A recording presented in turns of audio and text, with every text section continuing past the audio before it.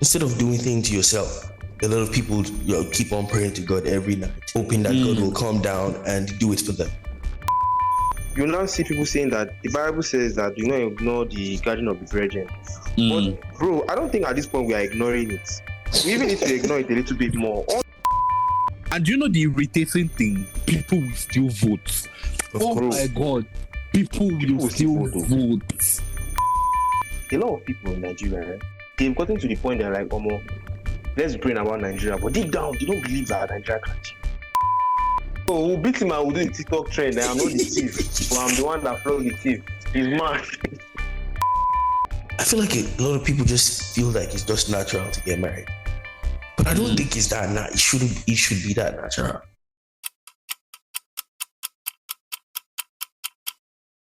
Hello listeners.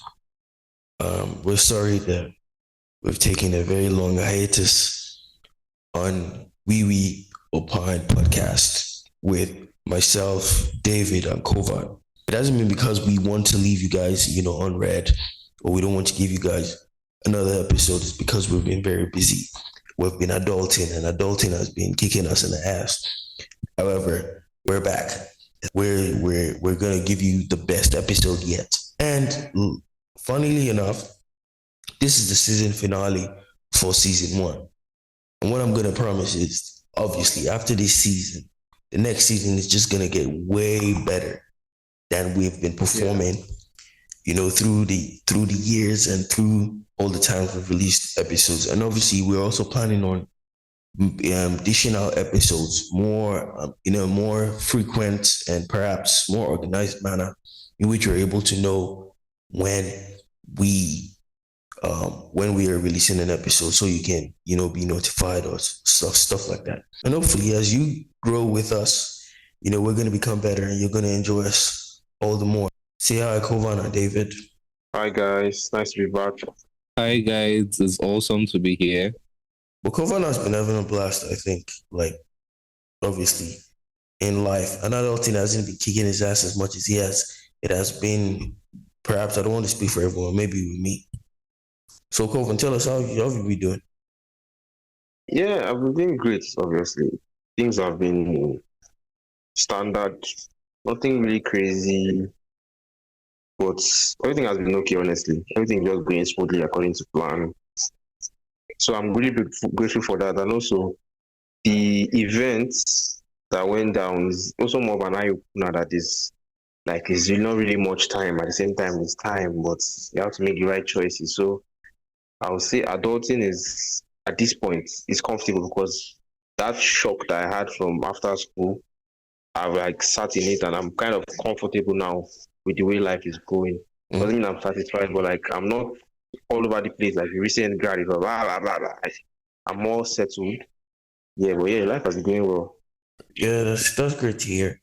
You said that the event was an eye opener. Are you thinking of marriage or something? It was an eye opener in more of a way that I'm not far from that. I'm not too far from that point in time. Let's say less than 10, 7 years. We don't know obviously, but soon you need to start planning towards that.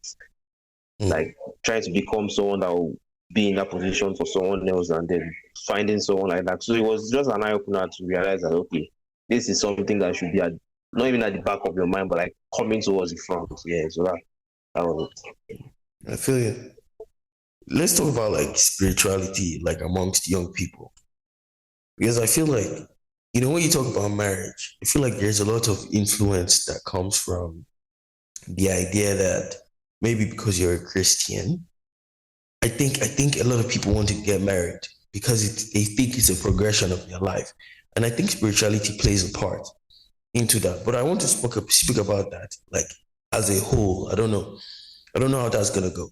But what do you think of spirituality amongst young people today, especially with the way it seems like a lot of young people are kind of getting into their spiritual bag? I think let me describe it that way. The Christians are getting closer to God, to Jesus Christ. The Muslims are, getting into their own groove as well. And it just seems like there's a spread, a proliferation of spirituality among young people. Why do you think that is? Yeah, so to my own understanding, I actually agree with your point because I think I was having this conversation with someone and I was like, oh, there's a rise in like atheists and people that don't believe in God. And I was actually in disagreement because I feel like in Nigeria or in Africa or in the world generally at this point, there's not been a higher movement before of young people in mass towards religion. To me, that's what I feel honestly, because nowadays, I don't know if you guys have also heard that Redeemer started handing over a lot of things to the youths and all that.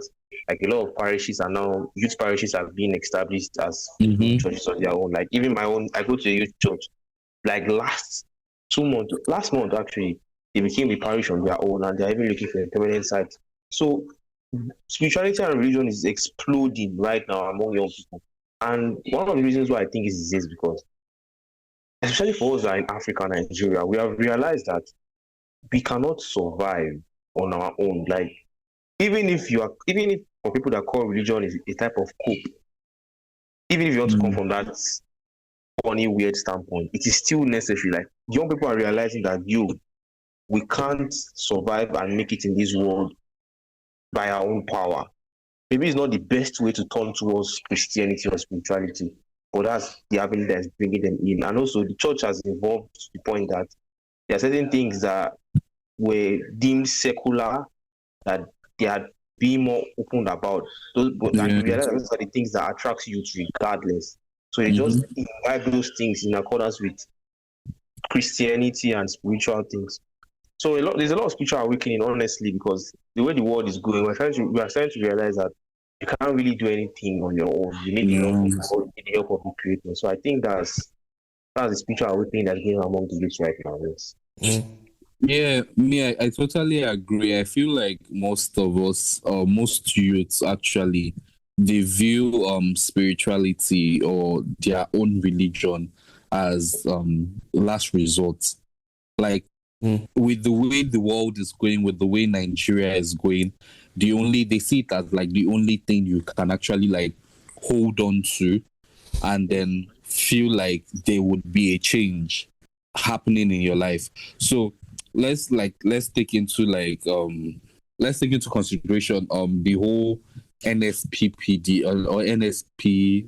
Sorry, I don't know the acronym, but you guys are familiar with Pastor Jerry Eze's church. Yes. Yeah, I know. Yes.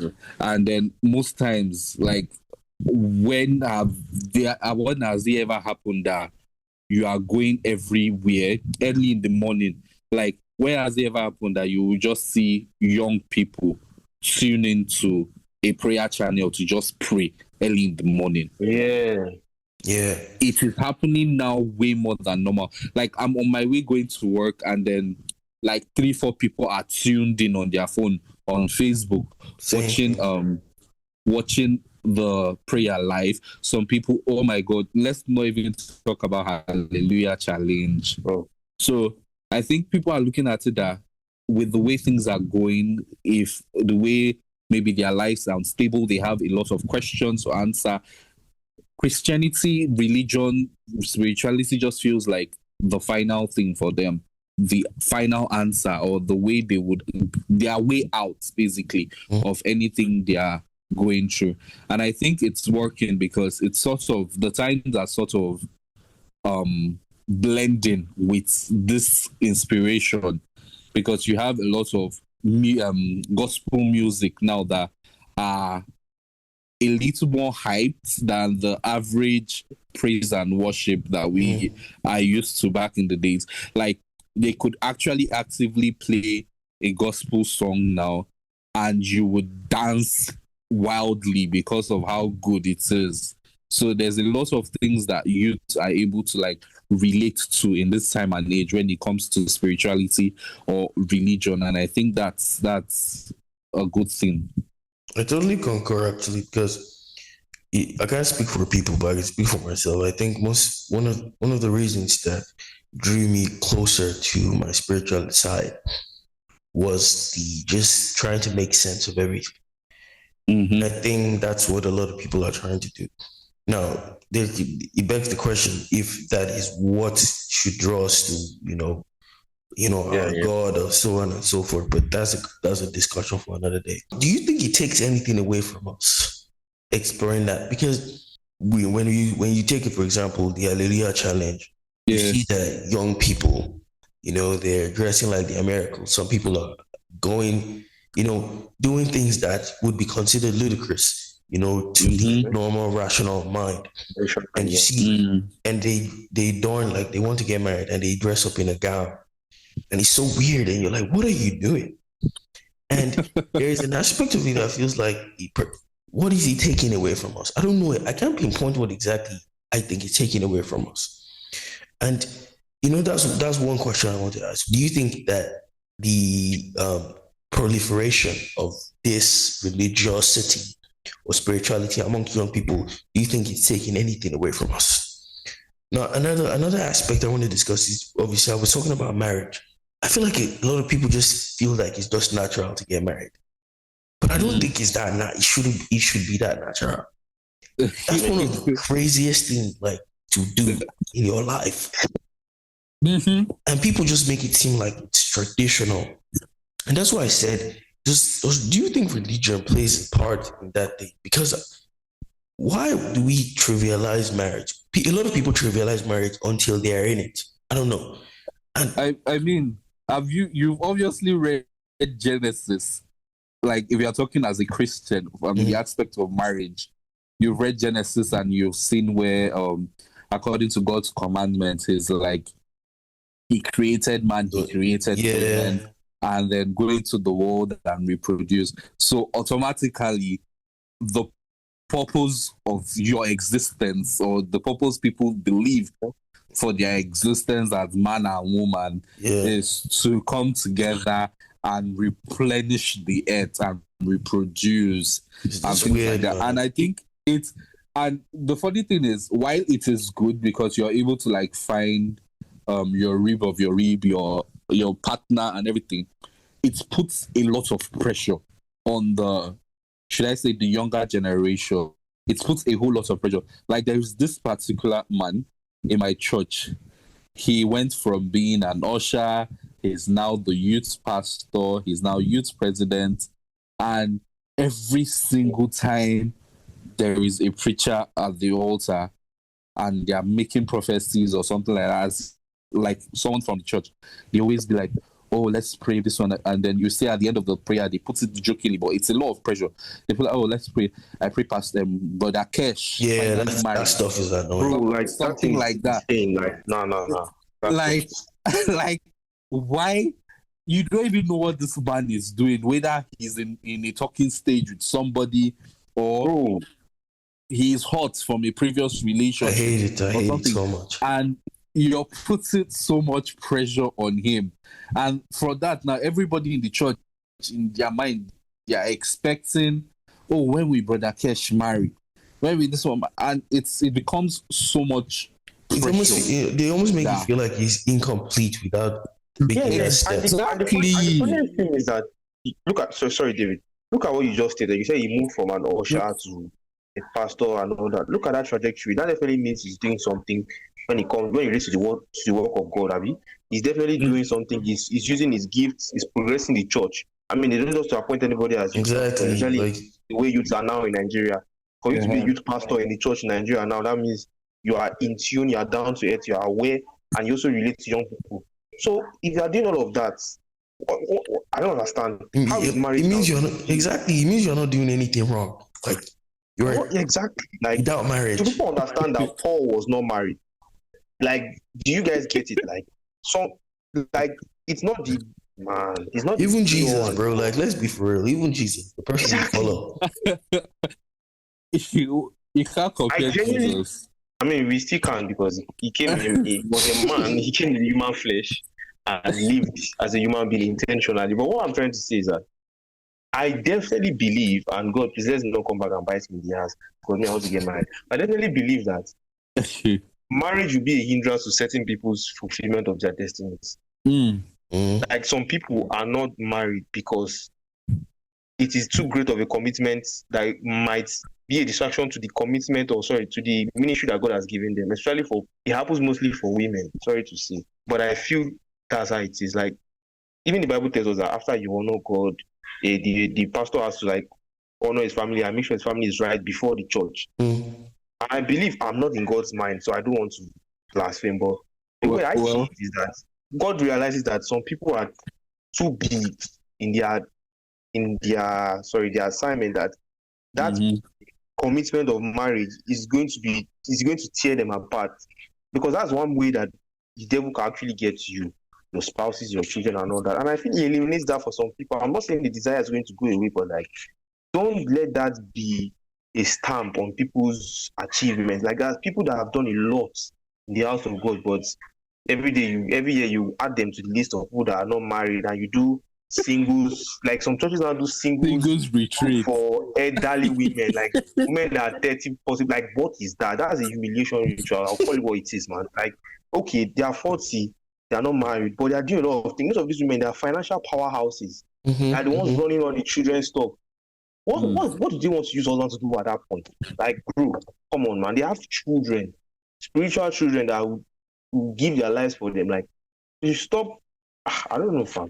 I feel like there should be a purpose for everything. That's my own. Yeah. A lot of times we don't have purpose. We just have obligations, and that's why a lot of people get into these relationships and get married because of obligations. Bro, sorry to cut you off again. So sorry.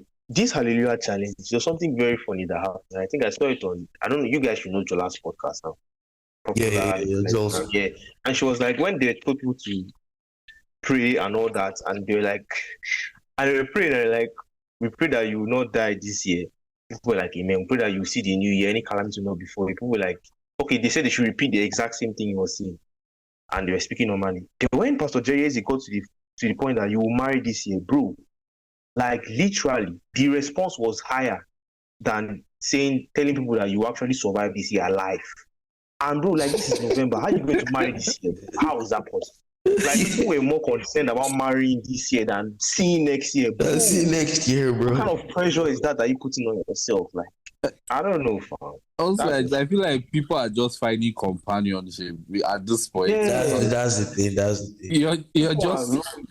It's probably loneliness, because I don't want to pull any strings, but what would you say about like the nuns and the Pope and all?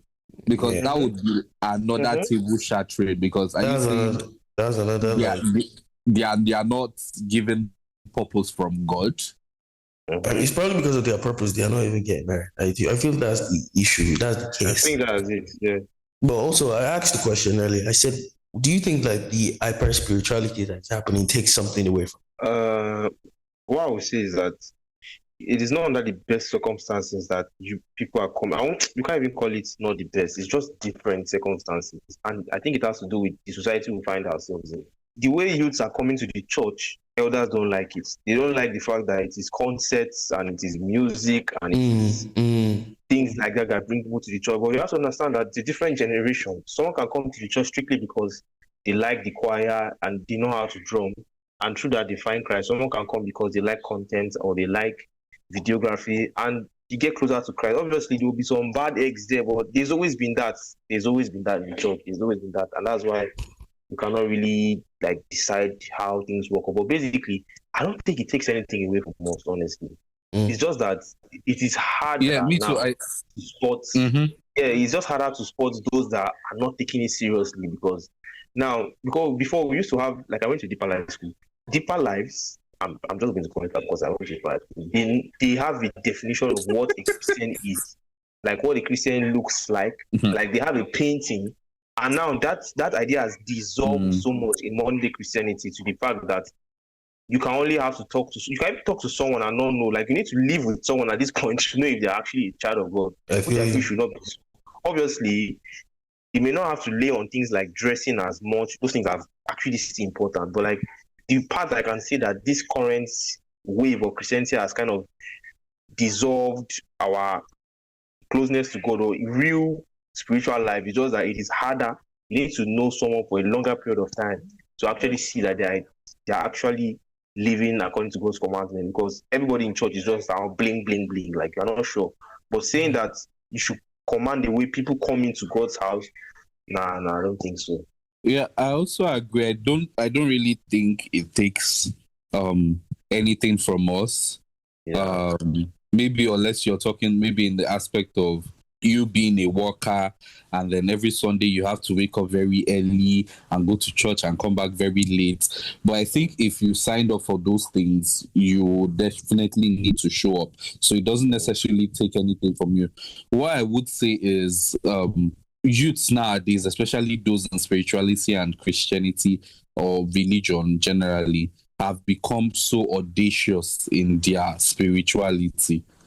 So I don't think it takes anything from them. Most people are very, very confident in their spirituality now. You see a lot of people praying or preaching on TikTok. You see a lot of people posting on TikTok. A lot of people talking about their religion, their spirituality. And so it is just something that it's out there.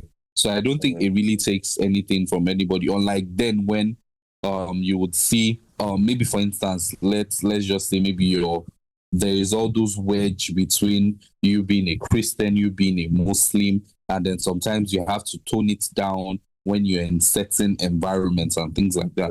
But now everybody has you are very much confident in who you are. I'd like to agree with you guys, but there are aspects of the topic that I disagree with when it comes to, saying that does it take anything away from young people.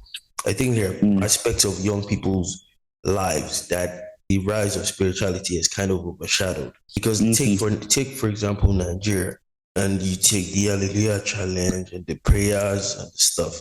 The Jerry Izzy. Now I like to believe I'm a Christian. I love Jesus Christ so much, probably more than you guys, as a matter of fact.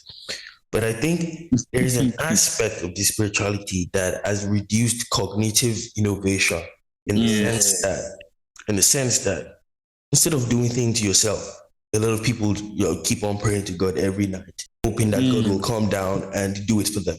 It's so silly for a man who has a good job to be on Hallelujah challenge at night, praying to God that God should give him a wife, because all you need to do is go outside.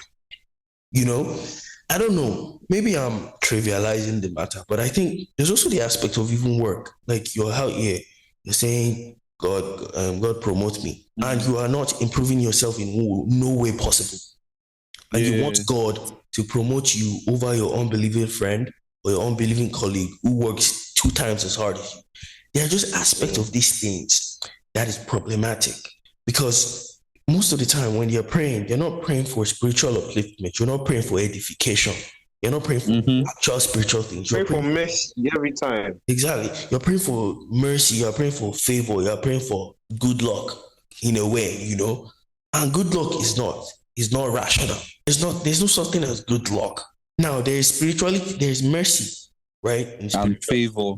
But there's no good luck. And oftentimes, when you think about mercy, I think mercy and favor is usually backed up by something else that you might not even be aware of yourself. So I think there's an aspect of cognitive innovation that is being hampered as a result of the over spirituality.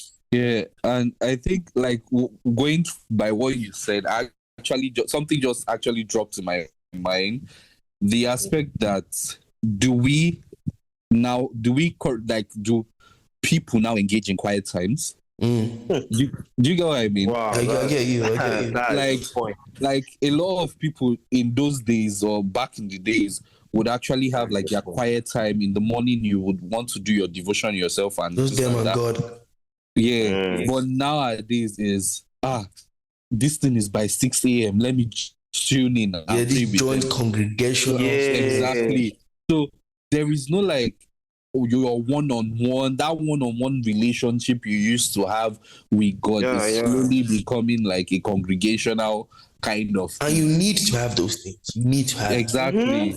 You need to have them, because the thing is that nowadays when people try to let's say that some people that don't like going to church, like being physically in church, so I can watch it from home, which I feel is also a bit lazy. But when they also say those things from the standpoint of personal relationship, you now see people saying that the Bible says that do not ignore the guardian of the virgin. But bro, I don't think at this point we are ignoring it. We even need to ignore it a little bit more. Honestly, exactly, bro. Everything is it's too. You begin to idolize it. like exactly what David said, like Exactly. so real. I know people that will log into like 2 prayer meetings a day, but you've not touched your Bible. I mean, I'm saying it myself because I'm guilty of it. Like sometimes I join certain prayer groups and all that, and my spiritual life has gone low this month. I will admit, but like everything is for sure. There are people I sincerely believe they just get on TikTok and pray and all that, but they are not praying when they're alone. They're not praying on their own. So what's the Exactly, and point? also the idea that you made to the point that you made, sorry, winner. It reminds me of a tweet that trended a few days ago. I think that's okay, probably like last week, where a lady tweeted that it's painful. I don't know if you guys are active on X. It's painful to see people that didn't pray as hard as you. Yeah, I saw it. I actually saw That it. thing was insane. Like he said, modern Christianity like at least 5 years back. That was a mad tweet. Because no, That was a crazy tweet. Because I saw the number tweet and I just scrolled. I couldn't believe what I read. Bro, the atheists broke that thing. They had a feast on that stuff because number one, it speaks to our idea of depending on God is real, obviously, but depending more on spirituality than effort. How are you not sure that the person that received that worked harder or had better connections or just basically did more effort than you generally? And I think it also speaks to our feeling of moral superiority, which is against everything that Jesus or Christianity as a religion stands for. Like I think that tweet kind of gave a form of like, how can me, a moral superior being, be deprived of the good things of life? That's basically what that tweet said.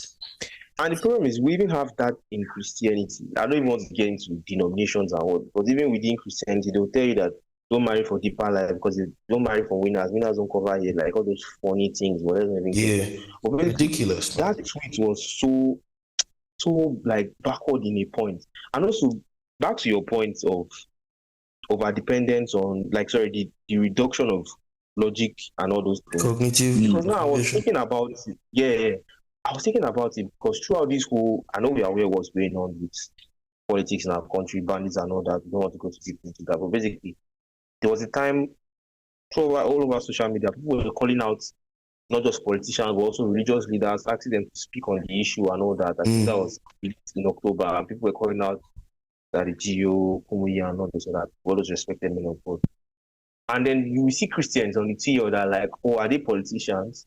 Are they this thing? Their work is. I'm like, bro, that is so far from what we should be seeing as Christians. Because it is. If you're leading us to the promised land, you should make sure that the road. I'm not saying that the burden rests on them, but like, you are in powers of influence. Your influence on the average Nigerian is higher than Tinubu. Let's be for real. The burden lies on them. The burden lies on them. I'm not saying that you should go out and tell people who to vote for because that can go against you. But it will not be bad if every program leading up to a major election in the state or on the government, you'll be like, oh, by the way, I just want to remind you, go out and vote. You cannot just be praying here. Or please go out and vote. Don't vote based on religion. Don't vote based on tribe. Don't vote based on connections. Go out and vote. If you keep singing it in people's mind, the young people that are now storming into religion, they will start. Bro, I'm telling you, young people in Nigeria are not voting. Sometimes when I speak to my mom, it's crazy, or my dad, or about how I feel about Pastor Adeboye's silence, as someone who is my spiritual father, who I've had close proximity to. They always feel like I've been possessed by the devil. Because why? Because conversations we need to have that they don't have because they're trying to be cautious. Listen, this man is top 5 most powerful people in this country. Top 5, bro. And it's not an understatement. He's not number 5 either. All you need to do, like the last election, all you need to do is go and vote. Yes, but vote. I don't know. That's all. I for one do not understand the silence. I don't want to say much more than that, but I do not understand the silence. Obviously, Pastor Oyedepo is speaking, but why is he the only one speaking? You have the biggest congregation probably in the whole world. Let's be for real. You have parishes, thousands of parishes in over 190 countries of the world. You are extremely powerful. You are extremely influential. And if you are quiet when there's oppression, I think I don't want to say too much. But let's be I think it's me personally. I think it's not them, but again, it might be. But I can't be too sure. But let me hear your thought process. Like you feel it's people around them. Exactly. So naturally, if you're preaching in all those kind of setting and things like that, you would obviously want to say things like that. But when you now like you see all those people that your PR, you want to do your this, you want to do your image. But then again, I believe it's also your choice if you want to say something like that. But when it comes to election, I feel like it's a very, very dicey thing, especially for someone like Pastor Adeboye. Let's say Pastor Adeboye says go and vote. Which a random person or which political party would come to your mind when he says go and vote? Obviously, it's the current one now. APs, exactly. You get exactly, especially because a lot of pastors are affiliated. So in that sense, if he says something like that, it feels like he's siding with that particular party. That's for election. But when it comes to like issues like all this kidnapping, all those things, aside saying because now I don't even hear it as much. Before, you would see pastors when they are preaching or they are doing sermon say, "Oh, let us pray for Nigeria, let us pray for this." But I'm not even hearing that as much. I barely hear that. Period of time. That we're not even praying in congregation. I watched the video of Apabio, like imagine the House of Rep. They were discussing issues, the National Assembly, and Godswill Akpabio, who is the Senate president, presiding over like issues, and they were raising issues and they were raising points and everything. People talking about how they don't need to negotiate with terrorists and how they need to actually take this whole thing by force, and everybody was dropping their opinion, only for this man to say that is a law, that is okay on this issue, let's pray about it. How tell you guys, like scriptwriters, they nailed it to this point. Like they nailed it. How are people talking about a crisis that is going on in the country, and you are saying it's enough, let's pray about it? Senate president. The craziest part is that you guys are the one in position. The solutions are supposed to come from you at the Senate. If it was even a church setting, that's even more understandable. Like, this is the Senate. If you can't settle it here, who else? Nobody's going to settle it. Exactly. It's crazy. Yes, of course, pray about it. Not as if, who am I to judge? I don't know if any of them are that concrete of a Christian, but they are not. Yeah, they are not, bro. We are judging. Let's not call that, man. But yeah, pray about it, but actually back it up with workings. Like, don't just go and say you're praying. And I was hearing a lot of rubbish. Like, imagine someone saying that they were even mentioning that they wanted to create a national budget for Boko Haram or wanted, like. Yeah, I heard that stuff. It is very, very, very. How will you be doing long-term thinking for terrorists? I don't understand.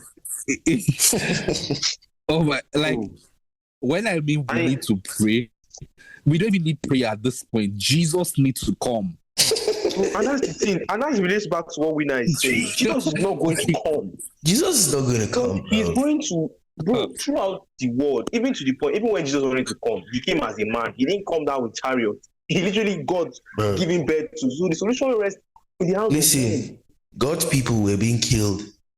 God's people, as at the time, the Jews were being killed by Hitler. Over 6 million, 7 million of them. And Jesus did not come. It was until the world decided that it was enough. That's when it ended. So Jesus is not going to come. He's not going to come help us. When he comes, perhaps, if rapture happens, he's going to take his own. How many of us are his own? Let's be for real. Listen, Jesus is not going to come save anybody, bro. We have to save ourselves. And that's the reason why a lot of us are over-reliant on Jesus is going to come.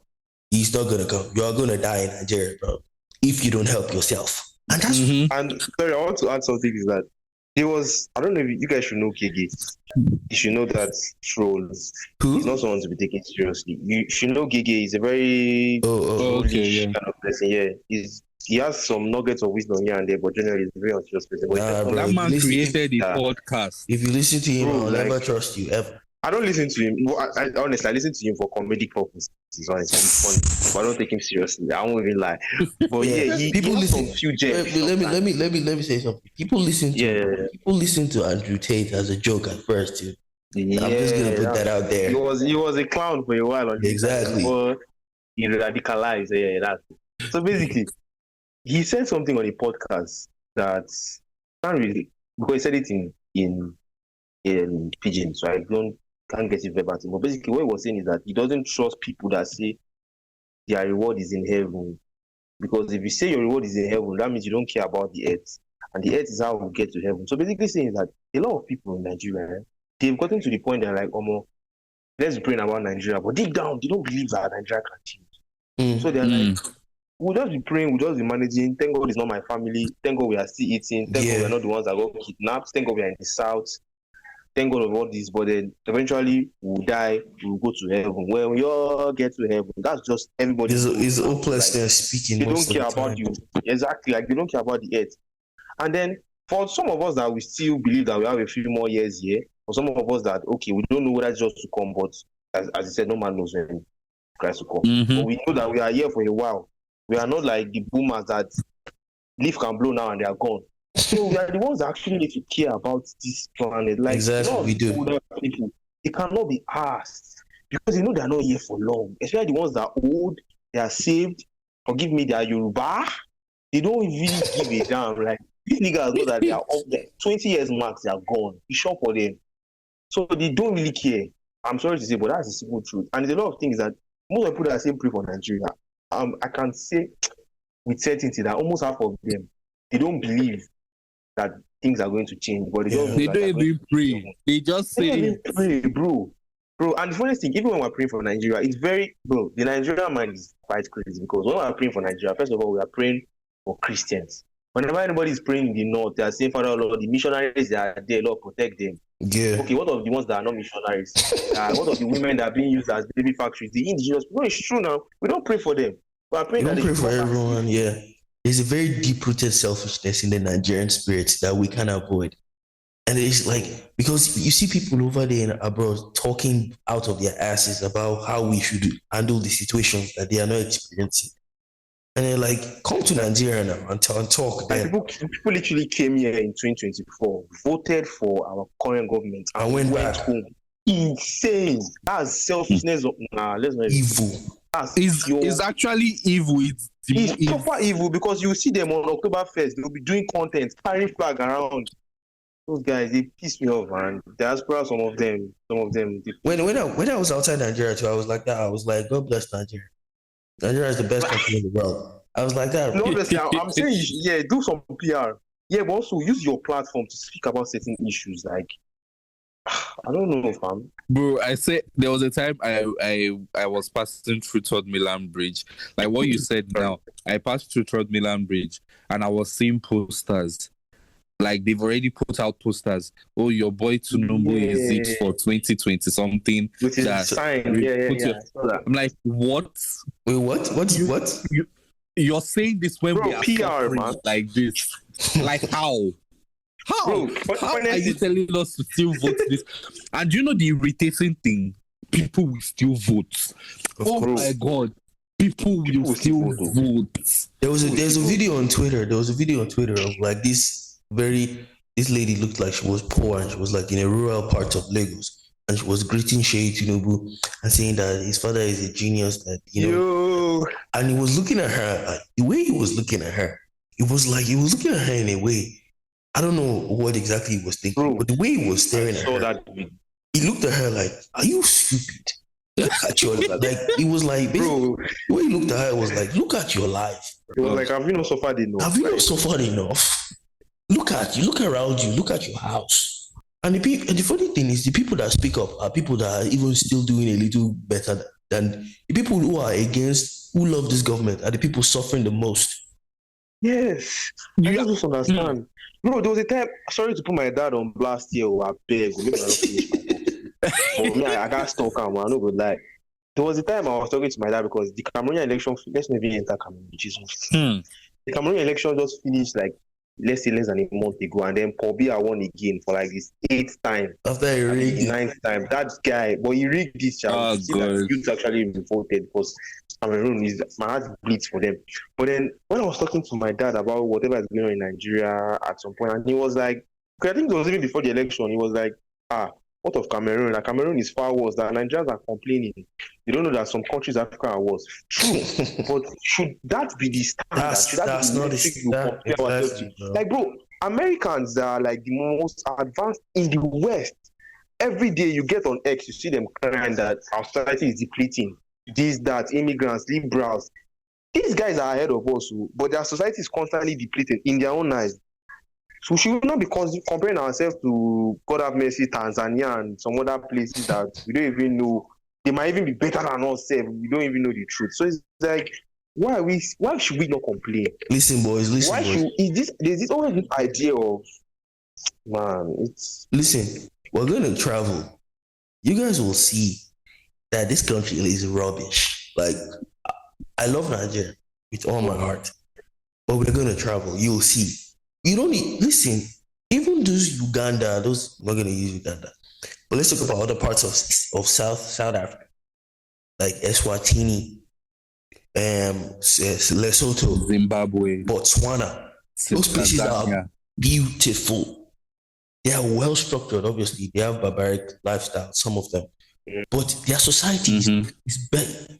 Their infrastructure wise, they're way better than us. They're ahead of us. Look at Ghana, bro. Like, we are giving them electricity, and they have better electricity than we do. How does that make sense? It just you say Ghana. What of Cote d'Ivoire? Even Benin Republic. Cote d'Ivoire's light is so good, bro. Like, it's crazy how good Cote d'Ivoire's light is. Like, if they take it like 30 seconds, they brought it back. So, like, all these things is just a pointer. There is an ingrained backwardness in this society that it feels like we've been going back since 1960 instead of forward. And I don't know, like, it's crazy, but I want us to talk about something else, man. Let's take a pivot, right? I was watching an episode of Fuhad and James Shits and Gigs. Yeah. They were talking about like heartbreaks, like moments of heartbreaks in your life. So I was thinking I was going to ask you guys, the same question. Like, has there been any moments in your life? Because I have a very heartbreaking, like what? In what sense? It must not be romantic, I mean. Bro, romantic, bro, mostly. So I have the craziest heartbreak story. Mine wasn't even like a crazy thing. It was this like teenage relationship thing. You guys know that I went to an all boys school. Yeah. Whoa, pause. It's not what you're thinking. That intro was mad, man. You guys that went to an all boys school, and then we had a sister school that was also all girls. Okay. Yeah. So hope that eases your mind. Yeah, it's gonna get juicy. That. Yeah. So there was always this interaction we had from the boys' school to the girls' school. Most people you would know, different people from your set and everything. And occasionally you would send letters through the day students to give their sisters, to give the person that it's your crush or you're in a relationship with or something like that. Then over the holidays, you now reaffirm your relationship and give yourself pet names, like pairing the first letter of their names and your last letter together. Like all this kind of cheesy, crazy thing. So there is this particular girl that I sort of liked. I was, let's say I was in a relationship with her basically. I've heard this story from you before. And okay. And we were just talking, we were just hanging out. Everybody in my set knew that, oh, David and this person is in a relationship. Me, I was feeling fly, feeling like a big boy. I was like, because it's a good rep when you are dating somebody in that school. It's not easy to bag a girl like that at that time. Yeah. So funny enough, I went on holiday. Like, I had to take permission from school to go home when school was still in session. And then it was too good. I was raining at that time. Okay. Did anybody used to go? Nah, I was too young. Bro, I'm so old then. Jesus. So to go was what was raining then, and I remember like another girl like added me on to go from the girls' school. I was a popular guy then, so and then we got talking. She was a day student, and then only for this lady, this girl, to go back to her school and say I asked her out. Okay. Like I think she wanted to feel like she wanted to have rep. Okay, That because is why I you were asked her popular, huh? out. Yeah.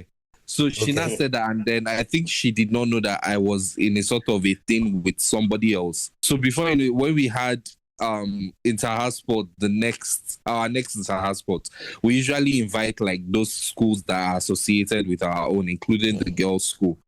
We and this person that I'm in a relationship with, we are cool. We are sending letters back and forth. Only for that entire sport to come, and then someone chatted me up or called me that, oh, someone is looking for me. They have been looking for me. And then I went around, and then someone just said, oh, they dropped a letter for you. Bro, when I mean I read letter of hatred, I've never seen hatred like that before. From her? What? From her. Why?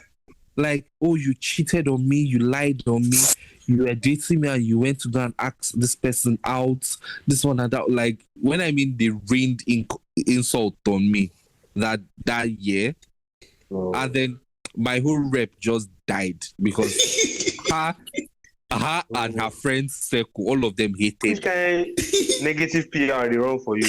Like, it was so bad. Like, I'm like, how did I go from here? Bro was cancelled like Bonner Boy. How did I go from here to here? It was so bad. And funny enough, the girl now is, oh my gosh, she's so beautiful now. Jesus. And we don't talk anymore. And she left the school to go to Queen's College. I've heard of Queen's College. That's crazy, man. So sorry. So you dropped the ball and then you lost your reputation. Lost your aura and everything. Bro. I tried to pick it up with another person, but That's a tragic story. What the hell? now the friend zone meets SS3. Crazy. That feels like an ambush. Bro, it was crazy. I had to go and confront the other girl, and she was like, oh, she didn't mean it like that. She's sorry. I said, what do you mean? Set up. It was so crazy. Like, when I mean, like, I think I was drunk alone because I had a neighbor that goes there. So she was like telling me about how they used to read my letter and laugh. Because I'm writing, like, when I mean, I'm writing front, like, when you take the page, and I'm writing front, back. We're pouring out his intellectual juices, and they are just laughing. Oh my God. It was so crazy, man. Bro. This. I'm glad I'm grown. Like, you stop feeling pain for those kind of things, but you never forget it. Like, yeah. You never before. Like, oh, I swear we were really, as kids, we really did a lot of crazy just things. overreacting, bro. Like, what are you doing? Like, just so many emotions. Yeah, it's just flooding you, especially when that puberty hits you, bro. Like, yo, bro, don't fear out. Things I'm not proud of, man. Anyway. Bruh. Do you have yours? Actually, no, because I never like that point. That's the sad thing. I feel like you should have it. Because someone called IFE comes to mind. Bro, it's been 3 years, man. No, I think you really like that girl, bro. I don't know if I'm I did. I don't hide that. I think everybody and their father is doing that fast. I didn't know till we graduated, bro. You didn't know? That was not possible. That was not possible. Yeah, I was focusing on book. Now I don't really enjoy myself for that school. Bro, I don't really regret like not really having a relationship in school, to be honest. I kind of. That's my biggest flex. The only thing I regret is not making enough friends. That's the only part that I. Yeah, definitely. Like not mingling outside of my department. Maybe not friends, like not mingling, basically. Are within my department, so it's not much diversity like that. Me, I feel like the only regret I have is me not It's a good topic to talk about that. Being out there. If there's an event in our department, I want to dance. Even though I don't know how to dance, I shall want to move body I want to like Yeah. so instead of just like sitting down and like just let me eat after eating then go to the room. Like it was just so I wanted to let loose a little I feel bit. you. I That's feel the you. word. Yeah. And I feel something I also regretted in uni was like things that I want to do that I cannot do, like as David is saying, all those events or do Yeah. something department, like, and then I now made people that were actually trying to feel bad. So that was like not cool at all. Like, okay, someone wants to do something or I don't someone wants to know. I start. don't know if I made people feel Like, bad I mean, I did do. I won't even lie. Honestly. because most of the Like, time I did I like, always encourage people to just stay behind that I was gonna go. yeah. Me, I tried my best to try and enjoy those things, to try and get into it. I couldn't. Like I actually tried. But the funniest thing is that at that time, eating your food and watching movies was actually fun. Yeah, So it felt more that's what productive it than was fun. Like movies. having your space was actually fun. Like just coming back. So all those other activities like going out, talking to girls, or going for this creative fest, they were more of like hassle to me at that point. Like I felt like I was having fun when I was in school, especially 300, 400 level. But then when I stepped out, I was like, no, I because said I watched a lot of I did not movies. even know So that school had an SDG club. I didn't know they had an orators club, like a writers club or a speakers club. Wait, they Like did. there's a Bro. whole imagine they did. I found out when we graduated that they Crazy, did. you didn't even know that. bro. Like me and my room. I don't know, man. I was obsessed with my room. Like I was. Bro, that your room, man. Nah, Jesus. I don't think you ever entered my room, man. In 400 level. Which one? You don't even know, don't worry. No. I think I don't I think came to your I room actually once. don't know your room in 400 level, David. Actually, none of you. Not What? even on last. Because you didn't have a room, bro. You were always staying in a lot, waiting for beans. I did. No. It's because he was fighting with Innocent. That's why I couldn't stay. Yeah, there was it. Yeah. Something else. There was a time that we were not talking, but like that was like it's no more than a month. Bro, that fight was Yeah, like my a room. lover spot, bro. Went on for like a year, bro. Crazy stuff. What? That thing was no more than a month, honestly.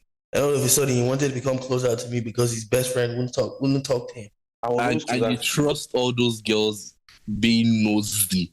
Why are you not talking to Innocent? Like, do you know how many people came to me and were like, why? I'm not seeing you guys talking in class. And I'm like, how is that your business? Like, bro, you know something your assignment from last week you're talking about. Like, bro, what are you I don't know, as a guy, like it's kind of bitchy, like to not speak to someone like who's your friend because you're pissed. Like I don't know. I don't know how I feel Yeah, about it was the whole issue was just so funny and ignoring, like it's so weird and childish. I feel like I must have done that before, but I'm not sure. to survive. What do you think about people quitting their job for their mental health without having a backup plan? Bro, I think that's a new generation. I support it too. That's a new generation thing. We are we have built a very, very, very like weak society, bro. Like, and obviously, it is true that those guys are suffering. Their mental health is suffering. It is suffering because of the kind of society we built. It's suffering because of how much emphasis we've laid on people on insignificant things. We have made insignificant things so significant that they can even cause us to die. Make us sick. People say, "Oh, I am overstimulated." Things our parents have never uttered in their lives. We have stated them, and as a result of that, when you say something so many times and you allow so much leniency in places that they do not need to be, you're going to create a weak society. And obviously, it's not our fault. I'm not saying it's our fault because good times create what? Weak men. You know, hard times create strong men. Then strong men create good times. Then good times create weak men. Then those weak men will now create a bad time. And that is exactly what is happening. And I think as a generation, Gen Zs, we are known for being behavioralists. We are known for being prioritizing things like mental health. So we take so much time in trying to understand our sociological and most of the time ignoring our, how would I say, I wouldn't say cognitive per se. I would say like other aspects of our lives. We prioritize sociological way beyond what we should. And I think that is why a lot of people quit their jobs without having a backup plan. And then they leave their jobs because their mental health is suffering. And then they go jobless and their mental health keeps suffering because they don't have money. Well, I mean, I do believe that there's an over focus on mental health from the Gen Z and all that. And then some of the things that they quit their job about, it's like one of the most funniest thing when you're just asked to do slightly above the bare minimum. Some people literally are like that.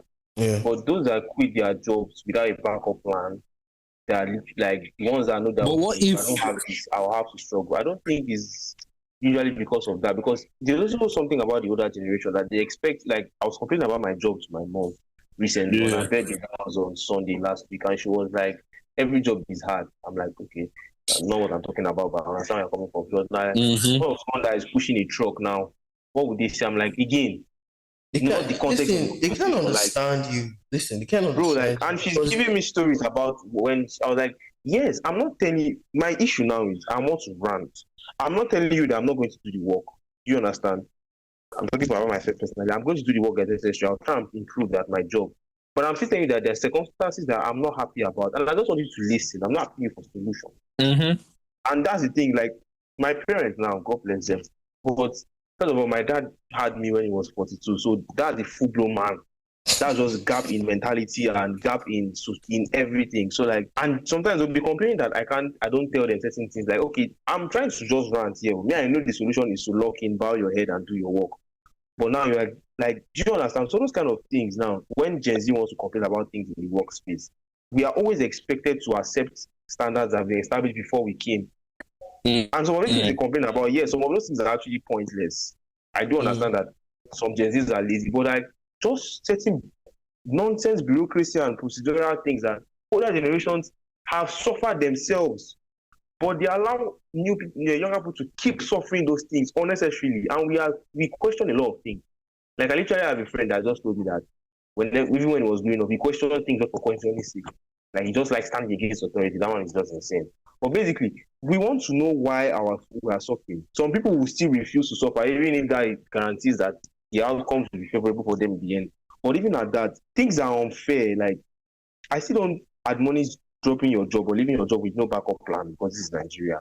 But I can't say all those things are down to just we are weak-minded. Yes, we are, but there are just some things that I feel like we should not just accept. And if you try to push against it in a company, an organization, you'll be kicked out. So I will not. I will just. It's the no one. It's a gray area for me. I don't think it's just don't quit your job, power through.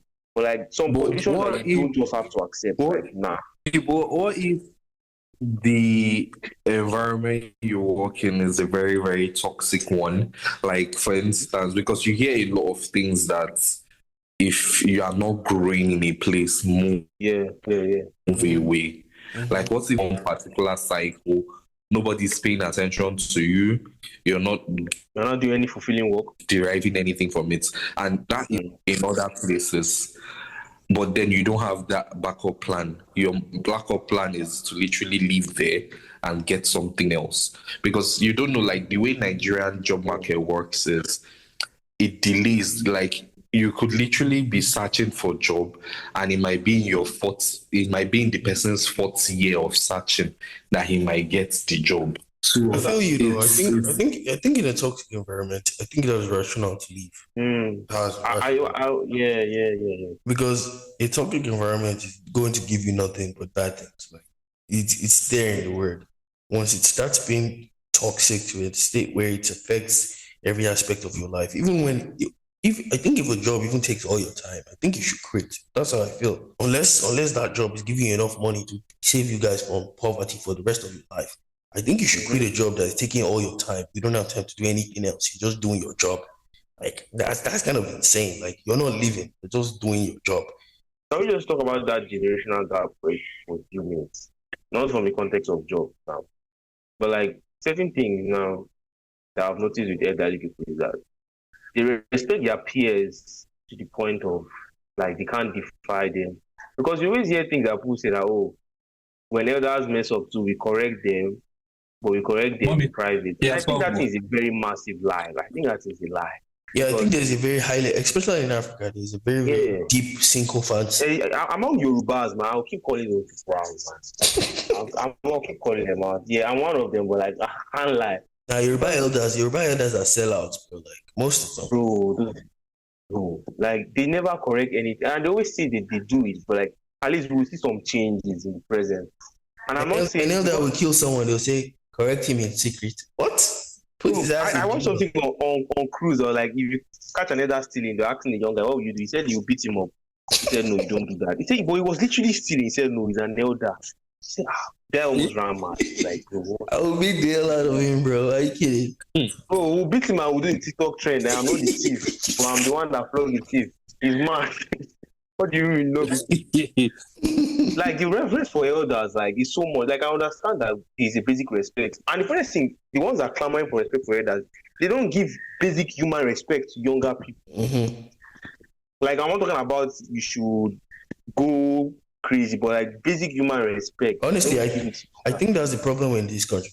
I think that's one of the fundamental problems in this country. I don't. Bro, I want to break a table. I want to break a table now. Like, talking about this, like, respect thing. What about pastors? Bro, we were talking about spirituality earlier, bro. Like, we actually forgot to talk about the romanticization, like, how do we know? And sexualization of pastors. Bro, like I said, like, they recently turned my church into a province. And that particular event, if you see the protocols, the cars, everybody's on edge. Those protocols, like, move away. Everybody, God keep their sense. Those guys. Is this not what you would see on the normal day? And you'd be like, hey, good afternoon, mister. Like, if you're talking about protocol, that's their job. That's their job. No, protocols, man. Not in terms of that. But, like, the way you're hyped up, like, the way people over glorify pastors, I want to say that. Like, there's a way... We are to honor pastors. Like, not to the point that I'm just putting it out there for you. I feel like it's gotten to a point where it's become idolatry. Yes, exactly. That's the right word. As well. That's why it reverts back to the point of we've lost the idea of personal relationship, because if you truly knew God as a person individually, it doesn't mean that you respect your pastor, but you will not be doing idolatry and worshiping them. Exactly. That's a good callback. Bro, like, definitely, like, people don't have personal relationships anymore. And Jesus Christ died, and when he died... So they are using their pastor as a medium of worship. Exactly. The seal was literally broken. The Bible tells us that as soon as he died, the seal was broken. The veil was torn in the temple. Man could communicate clearly with God one-on-one. That means you can be in your toilet and make a genuine prayer. Yeah. But no, you need to, like, go to the pastor and do the... Like, when I was young, bro, I will never forget, like, all those songs that... Obviously, you can talk to your pastor, obviously. But, like, bro, it's 4 p.m. The man has a family. You have a phone. Let him go home. Like, you can address this issue online. Like, I just feel like some things that you need to take into your hand first. I feel like there are certain issues that people nowadays, I don't want to speak out of because I don't know what anybody's going through. I don't want to be sensitive. But I feel like there are some issues that people just want to hear their pastor's opinion. Like, you can't tell me you don't know what to do in certain marital issues. Like, and for marriage, that's a very big thing too. That's very, like, if we start talking about that one, we'll never finish.